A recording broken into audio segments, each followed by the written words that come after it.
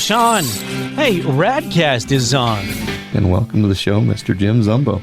Gentlemen, I am pleased to be here, and I use that term loosely when I say gentlemen. Al Linder. Just want to welcome you to the show. Thanks for taking time out of your busy schedule to hang out with us on a podcast for a little bit. I am looking forward to it. There's nothing makes me happier than a cold in Minnesota. If I can't be out fishing, I should be talking about fishing. Hailing from Wisconsin, Jana Walleye. Thank you so much for having me. It's RadCast. Hunting, fishing, and everything in between. Powered by Bow Spider. Brought to you by PK Lures and High Mountain Seasonings. And now, here's your hosts, Patrick Edwards and David Merrill. Again, Al, it's great to have you on the program. I do want to give a quick shout out to Danny Kurtula, my cousin, for helping set this up with Al. That was a big deal. And thanks, Danny. Yeah, so I really appreciate Danny. And Al, just want to welcome you to the show. Thanks for taking time out of your busy schedule to hang out with us on a podcast for a little bit. I am looking forward to it. There's nothing makes me happier than a cold in Minnesota. If I can't be out fishing, I should be talking about fishing. It's going to be well below zero tonight. So, Al, that's probably one of the big motivations for Patrick and I to start this podcast is we both have young families and we're both avidly into the outdoors, whether it's fishing, hunting, or a little bit of both. So that's our goal, is to recruit new anglers and new hunters to the outdoors. The timing is really appropriate for it. Yeah, we've got a whole new recruitment coming in because of COVID.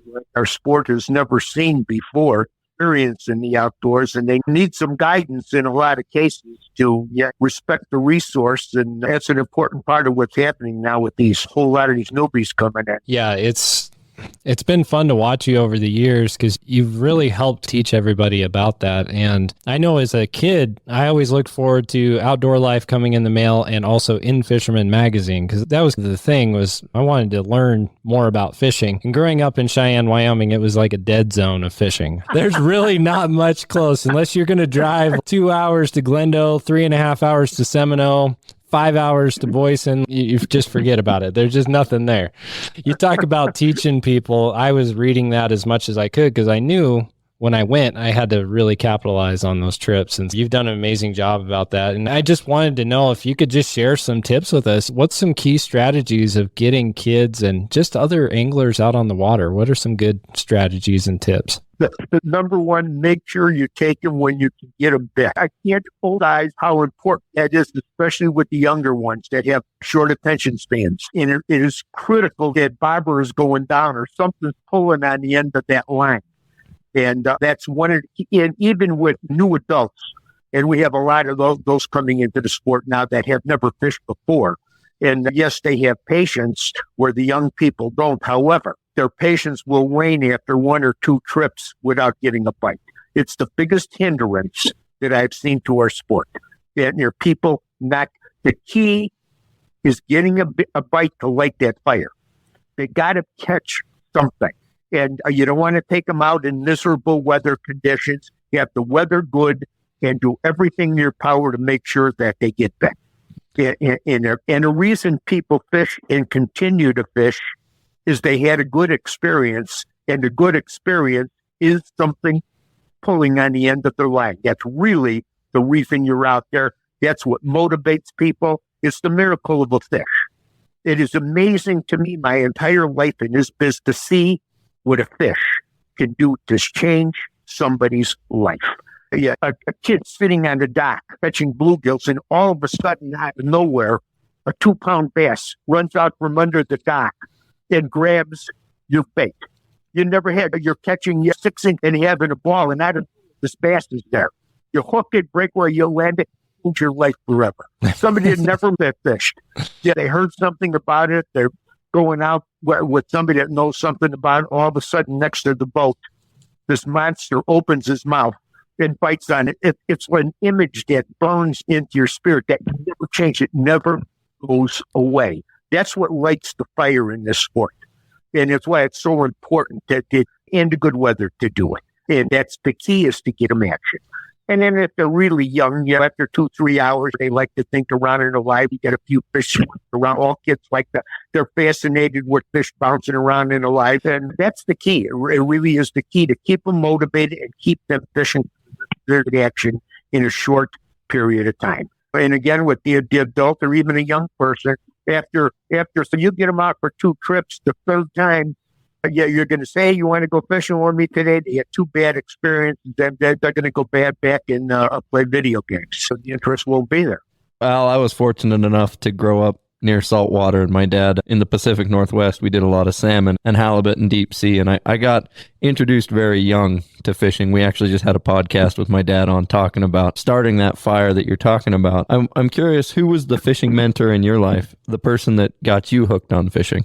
Yeah, actually, my brother is 10 years my senior, and he took me everywhere from the time I was a little kid. He's seen a burning passion. He shared that. He said there was something about it from the time you were little, you were obsessed with fish and fishing. And he nurtured that. He actually nurtured that. In him being 10 years older than I am, he took me under his wing. And I had some really good experiences in those years. One of them that really fed my passion for fishing was my mother. And this is strange, but I got to share that story with you. My brother obviously loved to fish. Yeah, so he took me everywhere we could go. We fished all of the ponds and lakes and creeks and rivers in between Chicago and Milwaukee, and there's many of them. And we were out every moment we could go. He'd be able to get away. He took me. But my mother really liked to fish. And she's seen, people would ask me at a young age, what do you'd go to a Christmas gathering, a family or friends like this, and this conversation, yeah, what are you going to do when you grow up? Boldly coming. I'm going to living fishing. That's what I'm going to do. And I'll look at you. Oh, okay. Yeah, and blow it off.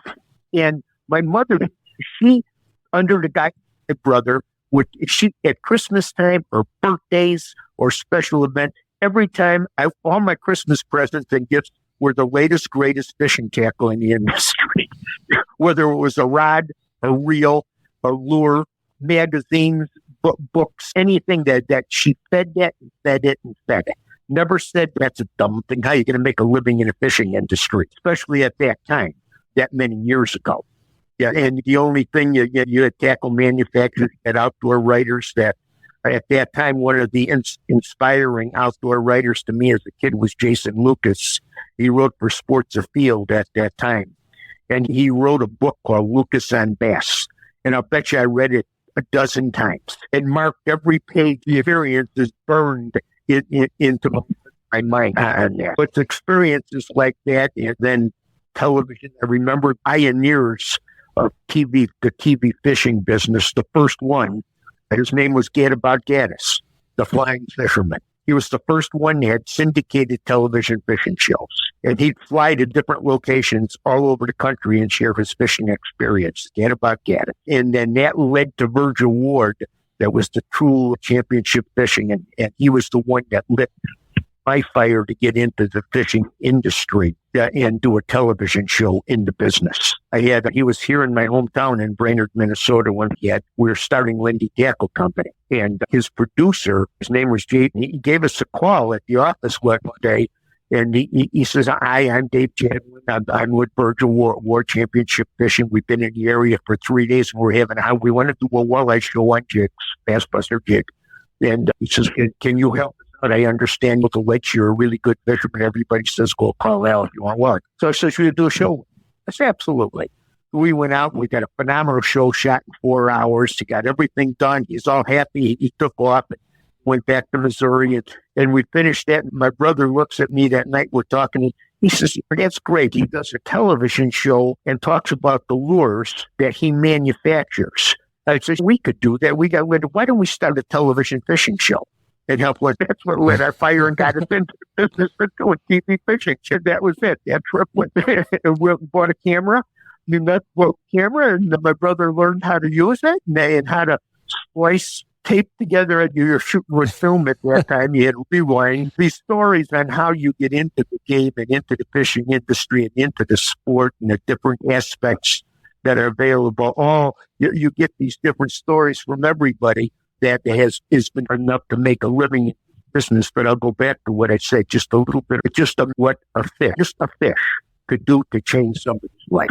Astounding to me how it happens all the time. One experience with a fish, and just bam, your life is changed by it. Yeah, I agree. It's It's an amazing experience. I remember catching fish when I was little and how it lit my fire. And again, I promised that I would do this on the podcast, and I hope it's not lost because you hear this stuff a lot. But my friend Seth Ewing, who lives in northern Idaho, and myself, we grew up just eating up your shows and the magazine, and it really did benefit both of us. He's an incredible fly fisherman, and he learned a lot from your fly fishing video that you guys put out with Dahlberg, and I love the smallmouth and the walleye and those kind of species. And so it's just one of those things where I hope it's not lost on you when you hear us say thank you so much for doing all of that, because it really did inspire a lot of people across the United States and the world to go out and fish and to take other people fishing, which I think is really cool. One of the things that I always enjoyed, and my dad and I always enjoyed watching you fish, was just the joy on your face.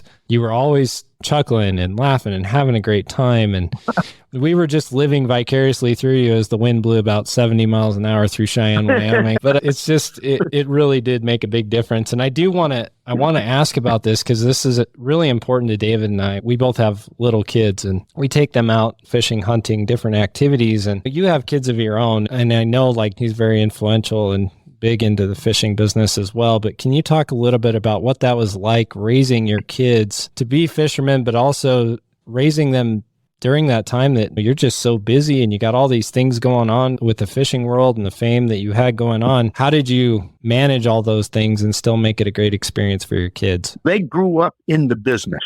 They did. There's not all seven. Ron had 7 children. I've got 2 boys. All of the kids, even the girls, 3 of his kids are girls.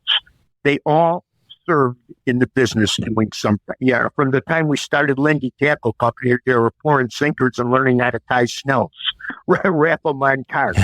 They were exposed to the business as a family-run business all their life.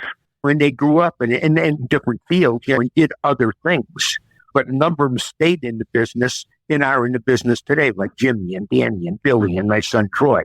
Yeah, and my Dawn niece, who worked as a PR, still helps me write material and press releases and things like that. She's really gifted in that area. Yeah, but they grew up in the business. And that way you were able to spend time together.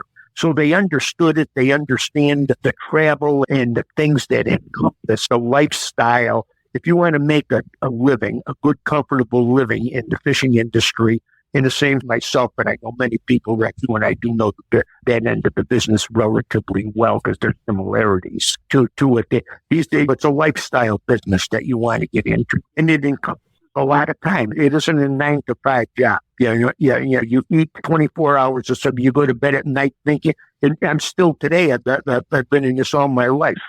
There is not one single that goes by that I don't read something about fishing, watch something about fishing, talk to somebody about fishing.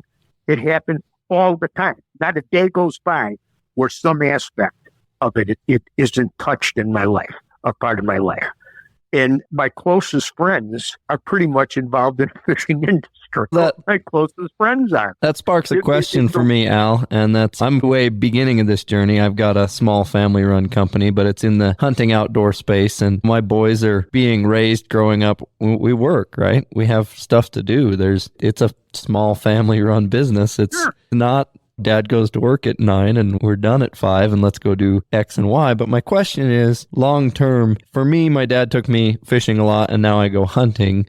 And now my boys are in a hunting company being raised. How did you see the transition with raising these kids in the company, in the fishing industry? Have they stayed on and continued to fish and still thrive? Was that a positive experience for them? Oh, yes. Yeah. For a number of them. Now, there's some of them that it was not. I'll use my 2 boys as an example. My oldest son, Sean, and it was not. And he just shared with me. I'll give you my first experience with him. He was raised in the business. He worked in it, worked his way through until he went off to college in it, but he never was interested in fishing. Passion, in his case, was things that moved fast. Snowmobiles, motorbikes, 4-wheelers, dirt bikes.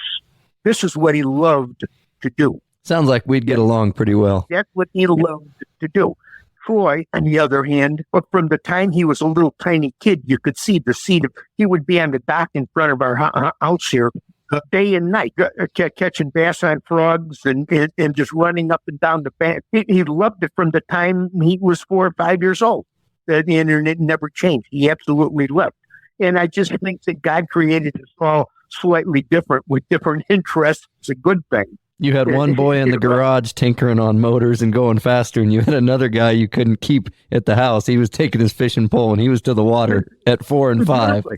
And you have to, as a parent, you have to respect that. I respect that. They have to be their own person and seek out the things. And they all had that those different interest levels impacted their life as they were growing up and led in some cases to what they're doing today. Again, my son Troy is into it in a lot of different areas. My oldest son, and interestingly, he liked, even as a kid, he loved living on the edge. He loved the excitement of a snowmobile race and that. He'd get so pumped on that. And today he's a paramedic. He's a wilderness paramedic, and he's fighting fires in California. And he loves the game, man. He likes living on the edge. I get it. To me, I like living on the solitude of a lake and that's what I really like. I imagine. And I follow Troy on social media. That guy is always out doing something, and he's an incredible fisherman. Multi-species, yeah. Man. Look, it's just anything, anywhere, anyway. And he loves digging around in all these places. He's got rods, he's got pack rods, and no matter where he goes, he's carrying rods. He sees a body of water anywhere, anything that could hold the fish. He just drives off on the side of the road and he goes fishing. Anywhere as he's traveling around the country, that's with him. Yeah, because he spent some time out west, and I know he's fished some areas where I've been, and it's just cool to see that. And I do want to ask you a question about that. Everybody has some of those favorite moments. What was a favorite moment for you fishing with your kids that you can recall? The years, I'll go with Troy. Oh, I'll give you my oldest son that never got turned on to it. And here's one of the mistakes I made with him. There was a series of bass tournament series starting in Minnesota a zillion years ago. It was called the North Star Bass Tournament Tour. And when he was about 4 years old, I took him pre-fishing. Mary and I got a cabin on a lake, and I took him pre-fishing for that tournament with me. And he had a Snoopy rod. Then I had a white spinnerbait. And it was cool. We were up in the morning. It was out a cool day, thinking around. He's dragging this spinnerbait through the water, and I'm trying to catch some fish. And then after a little while, and I said something to him, we're going to move south. How you having? You want to go in everything? He's holding the rod, a little bit cold, and he looks at me. He looks at the rod. He throws it in the boat and looked at me again. I got the man, and he said, "Dad, you burned me out so bad." And so I think there's a balance there, Al, where, my dad took me steelhead fishing, and I've got quite a few steelhead to my name. And if anybody out there knows steelhead, they can be finicky and tricky fish to catch. The passion for catching them is gone. I've been wore out steelhead fishing, and I've seen this in the hunting industry where you get some guys that are have some prowess and are pretty successful. They take their 16, 17-year-old son out, and he shoots a world caliber elk, and 10 years later, he's not into elk hunting. He's into fishing or snowmobiling or something else. Those are all those images. The other side of that story with Troy, you said, what are the experiences? For a number of years, we as a family, a number of us went up and we fished some tournaments in Canada, a Rainy Lake on the Minnesota-Canadian border, and another one out of Kenora on the top end of Lake of the Woods. And we fished some team tournaments up there. And over the years that we had fished that thing as a group together, Ron fished with one of his sons, Jimmy and Billy. Two of his other boys fished together. Ron fished with Danny. I fished with Troy. And we look forward to these team tournaments every year up there. And we won a number of them. And Jimmy and Billy won 2 of them back to back. And those weeks, the week of pre-fishing leading into that tournament, and that was about we must have done that for. And it was the highlights of our trip together with all of us as a family together. And each one of us, every one of them, when I talk to the boys inclusive of Troy now, he says that was some of the most enjoyable experiences we ever had. And all of us at one time or another did really good. Troy and I did a couple seconds and thirds. And I did win one with him in California, and when I had an opportunity to fish with him. Those times that we were in those events burn memories that they talk about still too. Yep, and those trips are really important with father and a son. I know with my dad, we had an annual trip that we would take to Flaming Gorge, and that always meant the world to me because we'd spend 5 or 6 days out on the gorge just fishing and not worrying about all the other stuff, the work and stresses of life. And I had told you in an email about a trip to Boyson. Just those kind of trips just make a huge difference in a young angler's life, and it definitely makes it something that makes them want to come back later. It burns into your spirit. You get so excited, and then you think about it so often. These things you keep revisiting. That in your mind, those are great experience. Yep, absolutely. And I wanted to touch on something else because we do try to help young new people get into fishing and whatnot. And what are some tips that you give people when they're going to a brand new fishery and they've never been there before? What do you tell them to look for, and what are some tips that you give them? It's gotten a lot easier these days because of social media. You tap into local bites, really. Your pre-fishing research on lake levels and what the bite's been like recently, water clarity, satellite image. It is endless in comparison to what we had 50, 60 years ago. It was a whole live through. The changes that I've seen are staggering in the business of what to look for. But you could do so much preliminary work, getting on your computer, checking out Google Earth, going to local sites, hunting down the local reports that give you an idea of what the bite is like and what they're biting on. Yeah, even to depth preferences, that stuff today is, in most cases, these areas have a very dependable retail outlet. Mm-hmm. And that retail outlet is a great source of information. They don't hide stuff from people. They want you to have a good experience. And they have fishing reports that are done weekly. There's things that are posted through their retail operation. So they give you the most up-to-date information you can possibly get. And it saves you so much time by doing a little bit of homework. So, Al, you've got to fish a lot of places in your lifetime. What was one of your favorite destinations, one place you want to go back at this point so far? Probably one of the greatest. The place that I would go at was a family went to Australia, and we fished barramundi, and we floated the rivers. My wife stayed. She didn't go in with us when we went into the jungle, and we did a 3-day float. But I had my 2 boys with me, and we floated the rivers for barramundi. And we camped at night on the banks and stuff, and it was going through you'd see the Aborigine, you would look, these people would come to the river, and you see these saltwater. Yeah, it was an amazing experience. We fished out of the very tip of Queensland. With the river for barramundi was the guy that we were with had a massive John boat. And I think if I remember right, we had a 60-foot power motor on it. And we took off on the tip of Queensland, and we went out, I don't know how many miles, 30 miles or so. It was in between there and New Guinea. And we had the 2 oceans met, and it was like a boil. I've never seen so many fish in my life.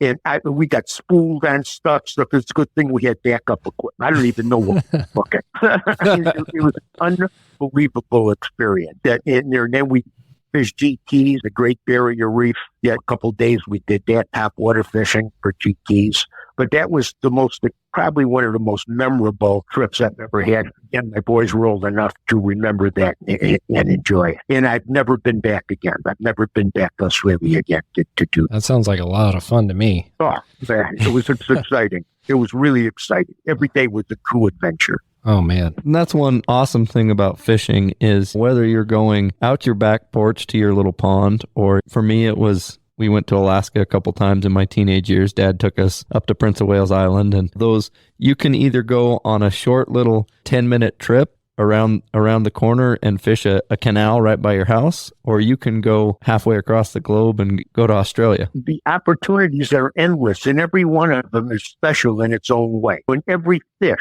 is special in its own way. Incredibly gifted anglers. Jimmy and Jeremy are hardcore muskie nuts. They love it. This is their fish of choice. Mm-hmm. Yeah. 12 months out of the year, they're on sites. They're always thought, where's the muskie bite? What's next year? Where they're planning? What their shoots are. But every one of us, my fish of choice is a smallmouth bass, and then I'll go to a walleye and a largemouth after that. And I enjoy muskie fishing, but not like these guys do. It's their deal. And we got guys crappie fish that love crappie fishing. And I'm more favor what Troy. I like a little of everything. And in every case, everybody in our office, sometime throughout the year, goes and jerks some jaws on a carp. We all will get a carp bite. In 1, 2, at least two times, at least. Yet something different, something out of the ordinary. And we'd go catch some carp, and pull. They're fun to catch. They're challenging at times. There's a lot of different ways to get them. Yeah, it's something I would not want to do every day. I like to mix it up. I like to catch a lot of different kinds of fish. I can't do one thing. I like the variety. But on carp they're fascinating fish. And I still, in our country today, in the States, in Europe, and different places of the world, they're a big deal, especially the European nation. That's the money fish. That's like our bass here. It drives the market in many cases. Something silly in some offbeat little places. Me and Troy will go around when I visit him. He'll take me to these shore fishing spots and little ponds. We mainly go carp fishing. You come and you see him for an afternoon. We'll go think around for 3 hours, 4 hours. And he has some offbeat places. He learned that when he was in Arizona. 4 years he went to college there. He learned all the inner city lakes. He didn't have the boats with him then until I come down with a boat. So all during breaks and classes, he found every single nook and cranny that had fish in and around the entire Phoenix area. And believe me, there was a lot of them. There was a lot of little ponds and stuff. And it had carp, it had a moor, it had your standard run of carp. They all had bass. They had largemouth bass in there, and they had bluegill in there, catfish. So we just dinked around shore fishing. That's where his love of bank fishing all developed. Those 4 years he went to school there, and all he did was bank fish all the time. And it was just fun. I would love to go do it with him. I got the greatest toys in the world on my run. I'm rigged out with everything you can imagine on the boat. The latest technology and everything. And there's a whole lot of times, it's just a whole lot of fun to go beat a pond, fish from shore, and go get some carp. So I was going to ask you, I've always wondered this, and I'm sure you've talked about it before. Everybody's got their favorite method of catching a fish. If you could catch a fish in I know you love the smallmouths, I love the smallmouths as well, but if you could catch a fish in any type of presentation, what's your favorite? A jig? There's no question. Absolutely no question. No question whatsoever.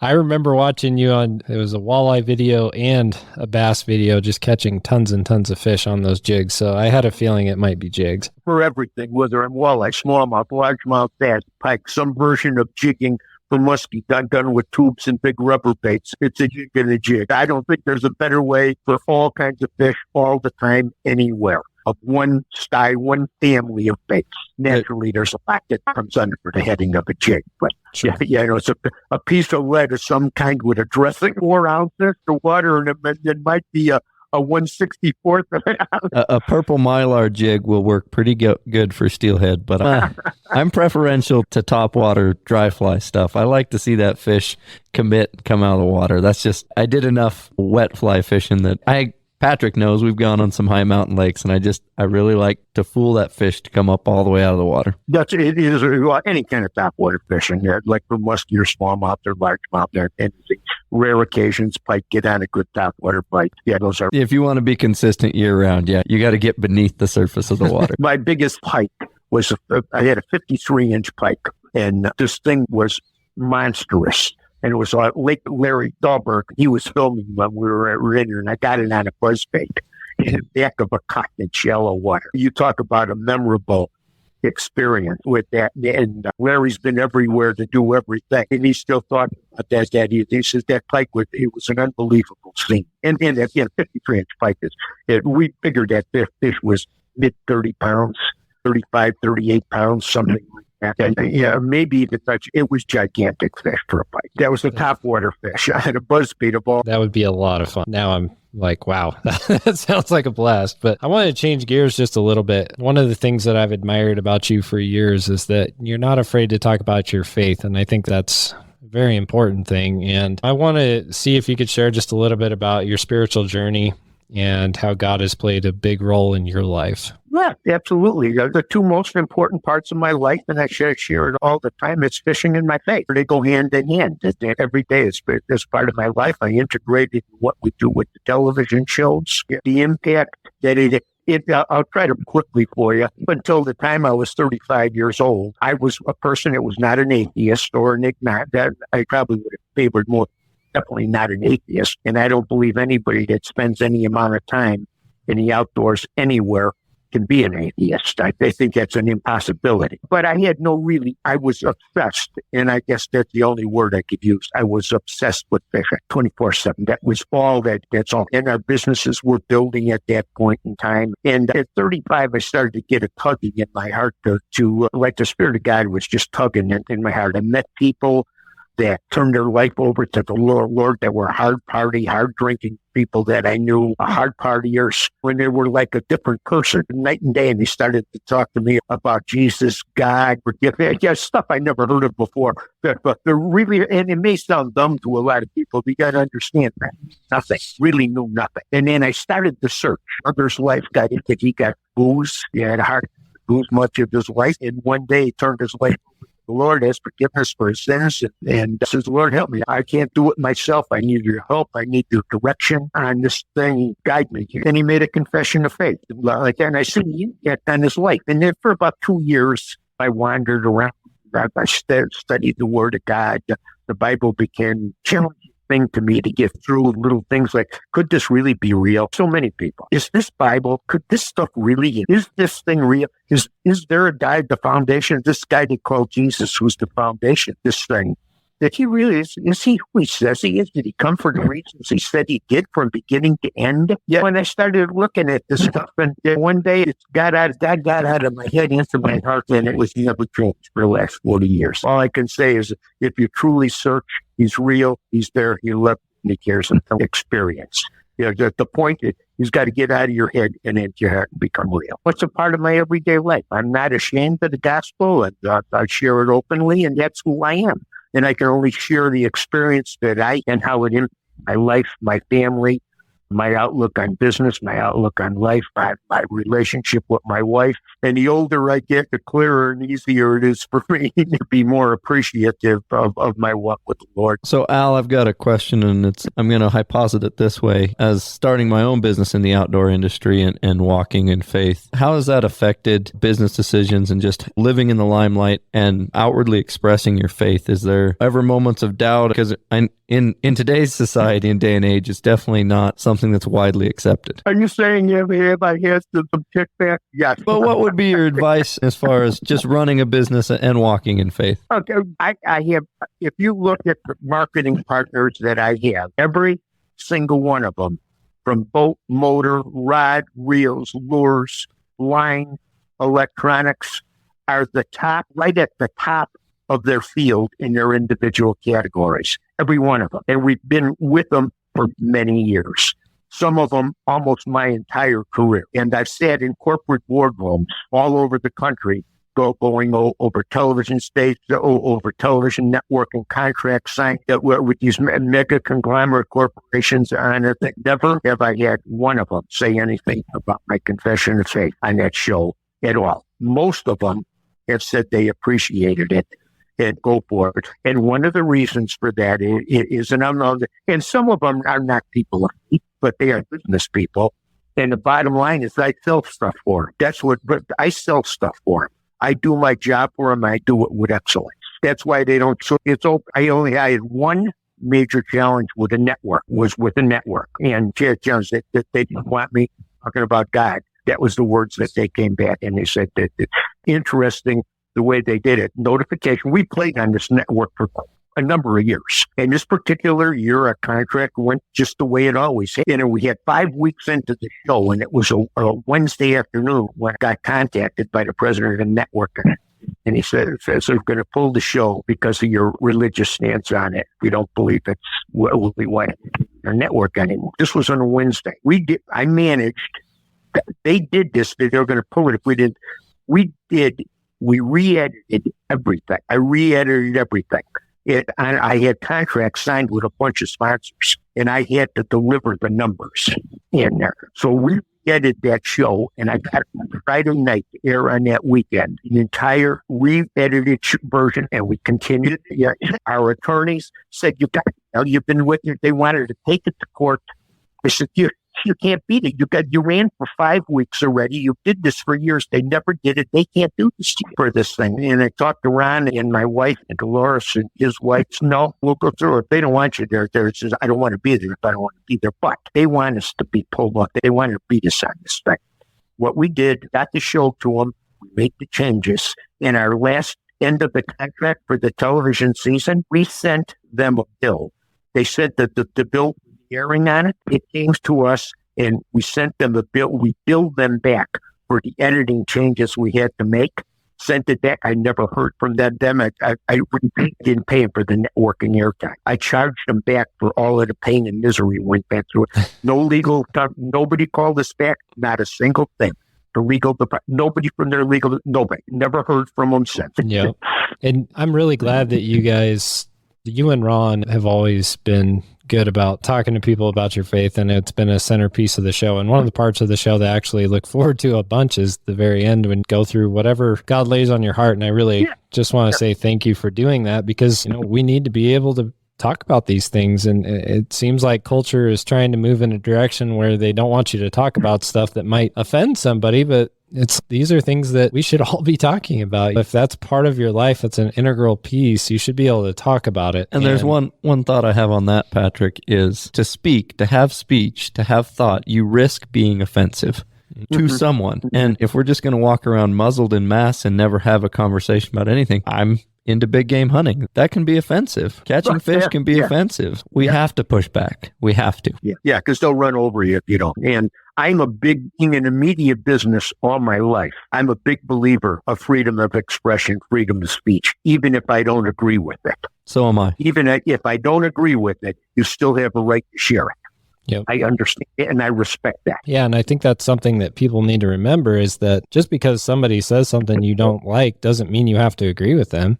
You can just choose not to listen to that person. There's stuff that's put out all the time that I don't listen to and I don't want to be associated with because I don't agree with what their stance is. And there's plenty of stuff that I do love to watch and listen to that I do agree with. There's people that disagree whether you should catch fish on spawning beds or not. We can get in an argument about that. You can easily get one on. You can easily get on. I like I said, I respect our freedom of speech and expression is an important thing. I've been in the media business all my life, and people have a right to share that. I have a right to like it, to tune into it, shut it off, or do whatever I want with it. Not read it. I can exercise my own decisions.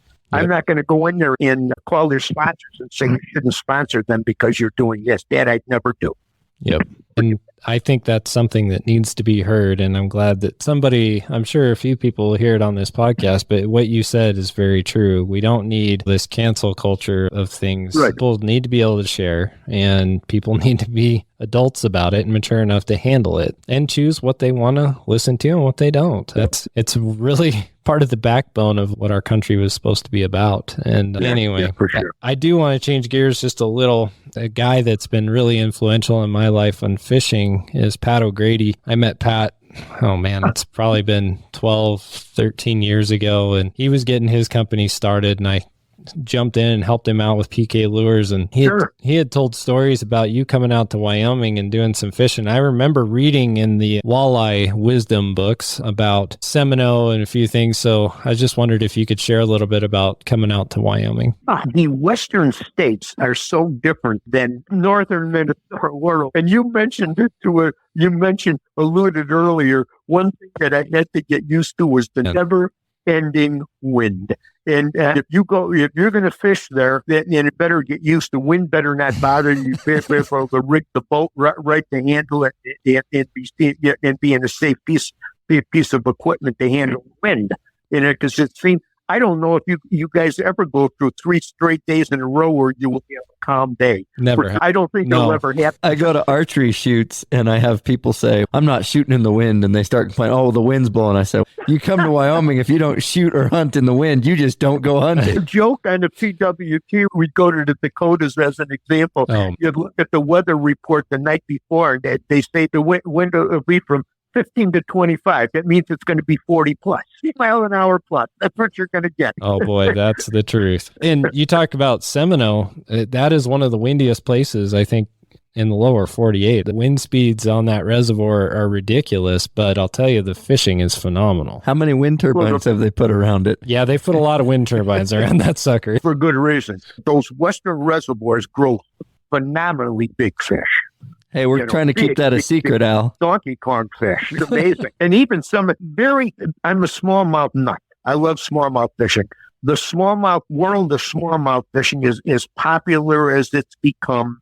The tournament organizations that have they come up north and they had a taste of smallmouth fishing in the Great Lakes, and now they're coming everywhere to experience it. And the tournament fishermen love it. The smallmouth fishery that exists west of the Mississippi River is still some of the most unexplored smallmouth fishing in North America systems.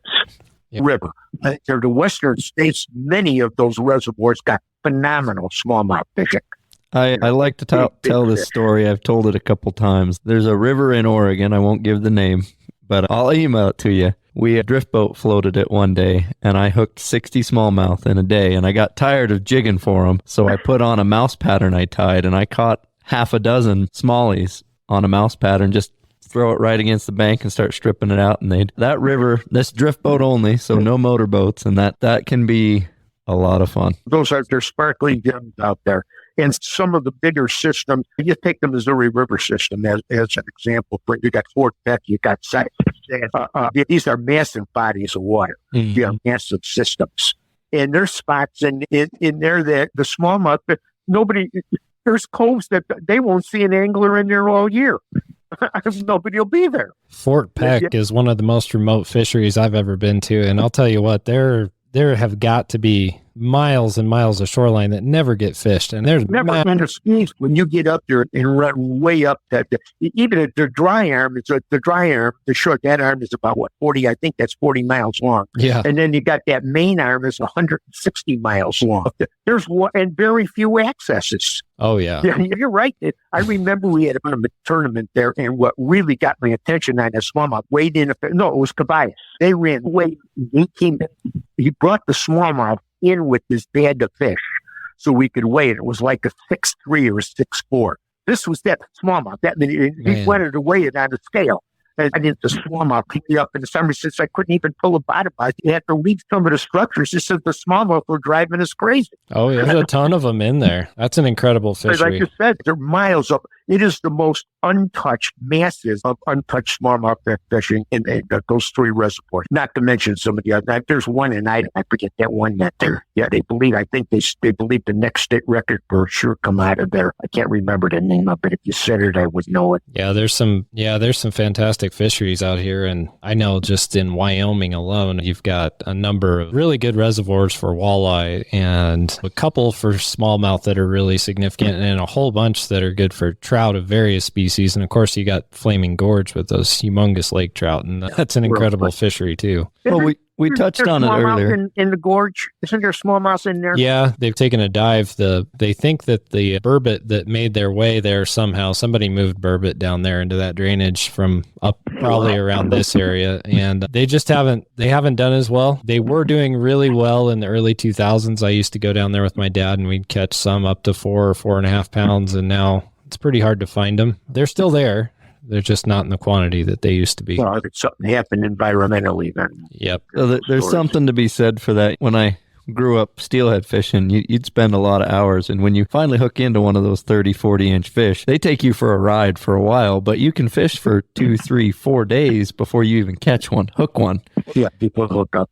You go smallie fishing, and those fish are so dang aggressive. It's fun. So, yep. There's a little reservoir here in Wyoming that kicks out around 5-pound fish pretty regularly. And I went there with a buddy of mine one time, and we were fishing topwater. I think between Josh and I, we both got probably 80 fish apiece, just fishing little poppers on the surface. And it was just a lot of fun. And then that thing that you talked about, Al, that happens in Wyoming happened, and the wind came up and was blowing really hard. We had to get off of there. But you're holding to the gunnel of the boat for your life. You got your jacket on. We got wet. I'll tell you that much. We got wet. But what's next? What's in the future? What are you planning? What's coming up?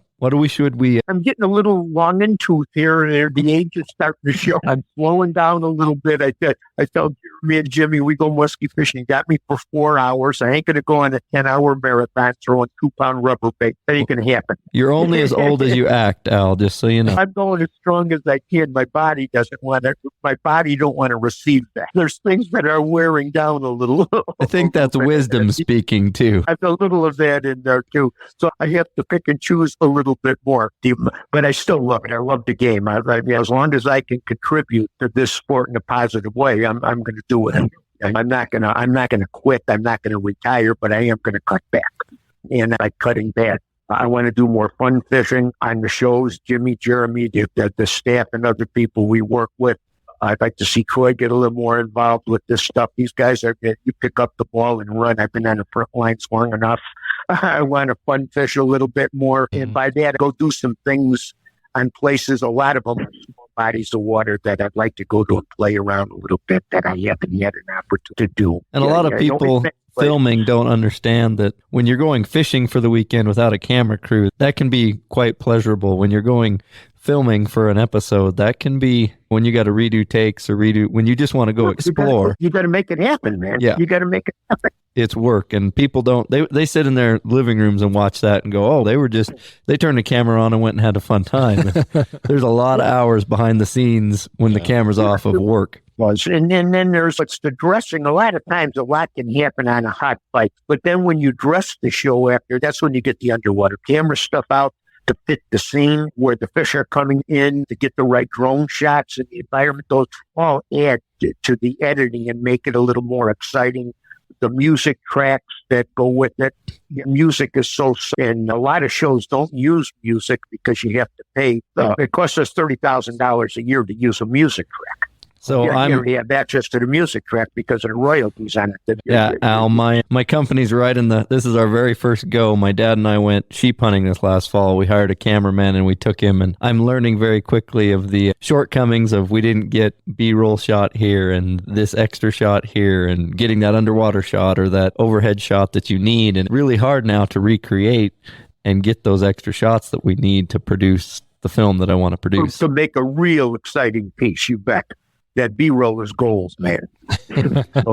Putting the actual easiest part in the fish is actually catching the fish and getting that part of it done. Yeah, catching the fish on film is the easy. Around that. Yep. And then everything else is putting it together. It's all done in an editing suite, man. The more things you have to complement the show, the better it becomes. Yep, and we're struggling and we're stretching it as thin as we can. But it's fun, man. It's fun. It is a lifestyle worth living. Believe me. If you could do it and you find a way to get your niche in there and make a buck doing it, and this is a lifestyle business for a lot of people. If money is your motivation and you want to get rich, don't come in the fishing industry. There's a lifestyle. Some of us, you can make a good, comfortable living.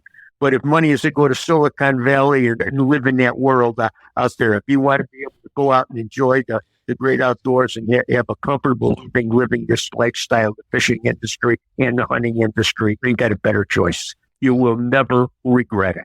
Couldn't have said it better myself.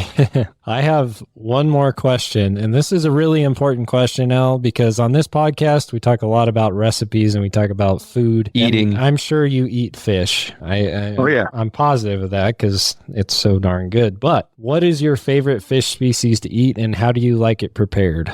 It's real simple for me. And I had it 3 nights ago. Again, it's perch. Okay. Perch. Just fried up perch. Beer battered perch. Oh, sounds pretty good to me. A can of beans, some cream corn on the side with it, and it's like it's better than a lobster dimple as it gets. It sounds it is always. Yeah, it sounds like you've been to an Edwards family dinner because that's what we do at my house. The fried walleye, perch, and crappie, and some spicy beans. Oh man. Fresh perch, it's still, you can salivate thinking about it now. Yeah. I'm so excited when I said we're going to have perch. My kid, guys came back from a Leech Lake and they were on a good perch bite. And he wants some there. Yeah, that's awesome. And again, I just want to say thank you again for coming on the show. We're really grateful for you, not just the impact you've had on our lives and whatnot, but just I know how busy you are, and I'm grateful for you taking the time to spend with us today. It was fun. I really enjoyed the opportunity, guys. Like I said, if I can't be fishing, the next thing I want to do is talk about fishing. And we're going about 10 below tonight. I enjoyed our time here today, and another opportunity sometime. In fact, you might want to get sometime you're looking for another guest. You should get a hold of Jimmy or Jeremy that are outstanding, and I know they'd love with you. Troy, you want to get to Troy, get into some real offbeat stuff. Yeah, I love all those guys.